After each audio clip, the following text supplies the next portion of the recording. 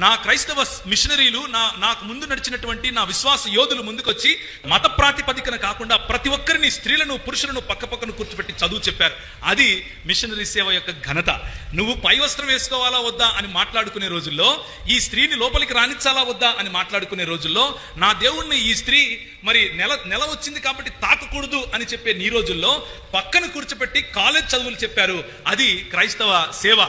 ఈ క్రైస్తవ సేవ కారణంగానే ఈ రోజు భారతదేశం ఏమైందో అది ఉంది. దేశాన్ని క్రైస్తవులు వచ్చి విడగొడుతున్నారు అంటున్నారు. ఈ కొంచెం సిగ్గుండాలి మాట్లాడటానికి. క్రైస్తవులు కలిపారు. క్రైస్తవులు భారతదేశంలో ఆఫ్ఘనిస్తాన్ కలిపారు. ఒకప్పుడు మొఘళ్ళు దాన్ని పక్కన వేరే దేశంగా చేస్తే ఈస్ట్ ఇండియా కంపెనీ వచ్చిన సమయంలో వారిని కలిపారు. క్రైస్తవులు ఈస్ట్ ఇండియా కంపెనీకి సంబంధమే లేదు అసలు. అయినా కానీ ఈస్ట్ ఇండియా కంపెనీ ద్వారా వచ్చినటువంటి మిషనరీలు సాంస్కృతికంగా వారిని ఏకం చేశారు. సాంస్కృతికంగా కశ్మీర్ను కలిపారు. సాంస్కృతికంగా బలోచ్ను కలిపారు.